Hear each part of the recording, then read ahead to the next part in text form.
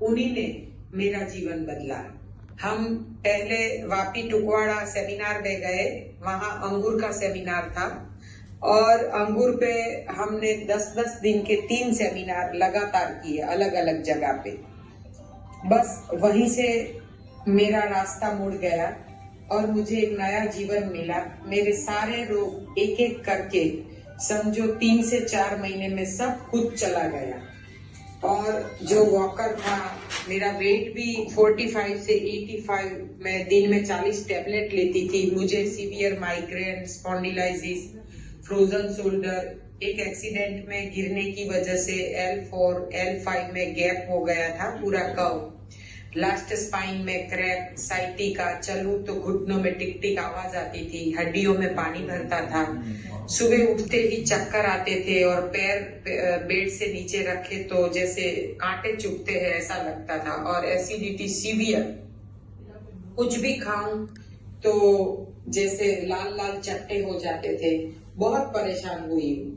लेकिन फिर जब गुरुजी के सेमिनार पे गए और लॉन्ग सेमिनार किया, और उसमें भी मैंने पहले ही 3.5 दिन का निर्जल उपवास किया और दिन में 3 से 4 बार एनिमा किया शुरुआत में। और बस वही 10 दिन में एक इतना अच्छा अनुभव हुआ कि सच में हम लोग दवाई ढूंढने के लिए डॉक्टर बदलते हैं, दवाई बदलते हैं, कंपनी बदलते हैं, लेकिन हमें नहीं पता था कि सच में भगवान और हमारे जीव की शक्ति जो हमारे अंदर काम करती है, अगर वो हम पॉजिटिव रखते हैं तो सारे रोग चले जाते हैं। मेरे सारे रोग चले गए।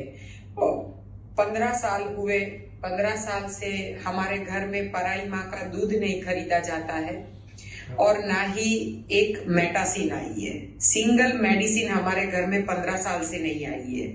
लेकिन बस आपको खाली जीवन की दिनचर्या बदलनी है और कुछ नहीं करना, भूखा नहीं रहना है। ये शुरुआत में ही होता है, क्योंकि थोड़ी सी भूख सहन करे तो जीवन में कोई दुख सहन नहीं करना पड़ता। ये मेरा खुद का अनुभव है। कोई भी रोग अपनी जन्म कुंडली में नहीं लिखे होते हैं। हर रोग हमारे गलत भोग का परिणाम रोग है।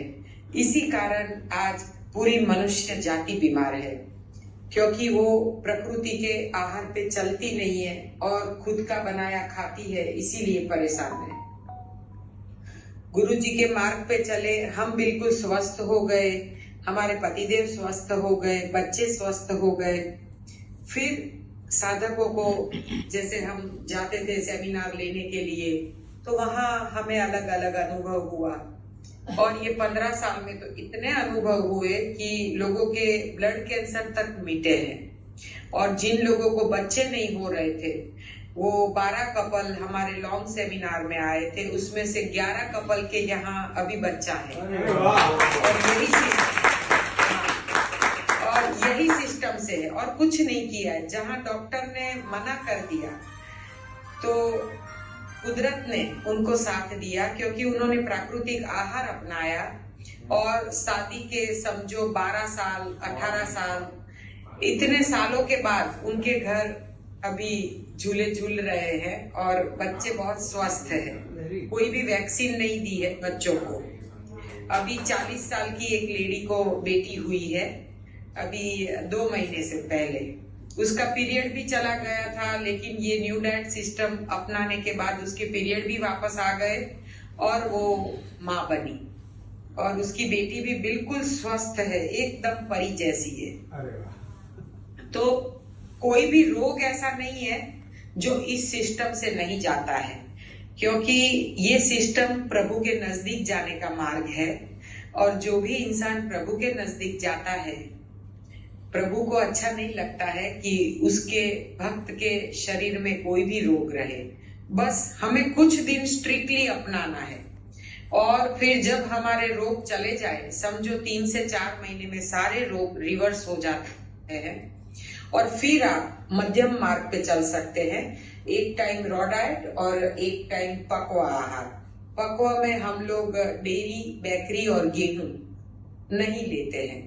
नारियल का दूध और आलमंड मिल्क, हेजलनट मिल्क ऐसे हम लेते हैं, हमारे बच्चे भी ऐसे ही लेते हैं। और हम अभी बिल्कुल स्वस्थ हैं। हम आपके सामने हैं। अभी हम बस बाल धो के बैठे हैं, इसलिए हम आपके सामने ऐसे ही आ गए हैं। अच्छा, और बस हाँ जी बोलिए। आपका एक्सपीरियंस शेयर किया।